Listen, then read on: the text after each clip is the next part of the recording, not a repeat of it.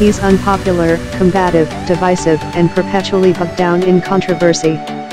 But it's still plausible that Donald Trump could win a second presidential election in 2020.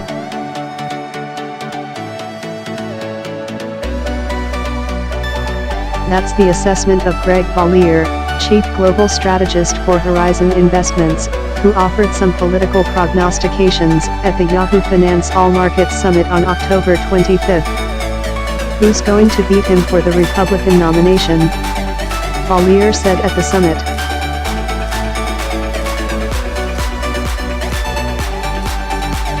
Kasich. He lost every primary except Ohio. I think Trump's the nominee if he wants it. Then you have to say, if the Democratic frontrunner is Bernie Sanders, who's 76, or Joe Biden, who will turn 75 next month, Trump has a chance.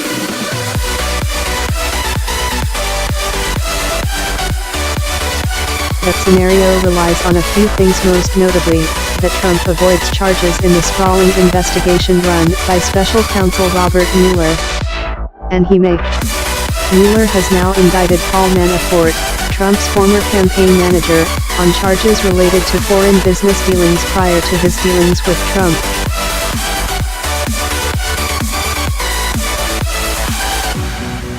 But Trump is right, so far, that the charges against Manafort have nothing to do with the Trump campaign.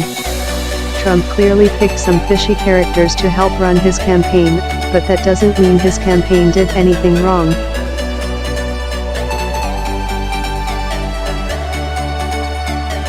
Trump's prospects in 2020 also depend on whether he faces compelling new candidates in the Republican primaries or the general election. And it's a pretty good that some newcomers will give it a run. A handful of Republican senators may challenge Trump for the nomination, including Jeff Flake, Arizona, Ben Sasse, Nebraska, and Tom Cotton, Arkansas.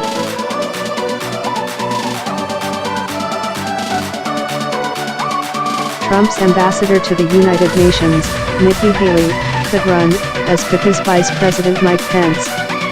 Prior contenders such as Senator Marco Rubio, Florida, and Senator Rand Paul, Kentucky, could give it another whirl.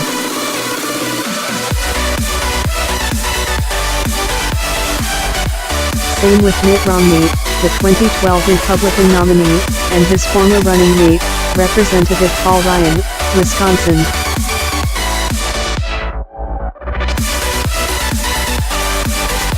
Democrats know they need fresh blood, and senators such as Elizabeth Warren, Massachusetts, Cory Booker, New Jersey, Amy Klobuchar, Minnesota, and Kamala Harris, California, may be eager to provide it in 2020. Tim Kaine, Virginia, Hillary Clinton's running mate in 2016, could seek the top spot on the 2020 ticket.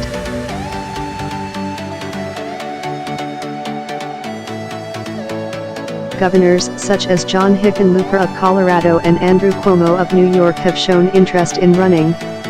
A business exec such as Disney CEO Bob Iger or Starbucks chairman Howard Schultz could try to become the Trump of the Democratic Party. The real question for each party isn't whether newcomers will run, it's whether they'll get traction if the party machinery favors a stalwart such as Biden.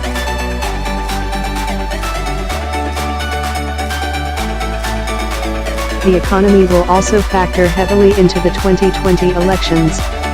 If Trump stood for re-election today, the economy would be a huge plus for him, since growth has been strong, jobs are returning, and the stock market keeps hitting new highs. But it could be a different story 3 years from now.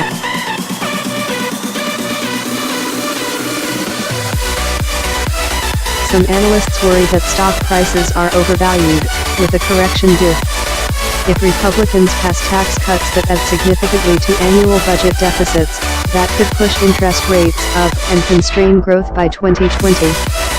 And since the current business expansion is one of the longest on record, a recession may simply be due the time of the next presidential elections. If the economy turns on Trump, that could be a more powerful foe than any Democrat.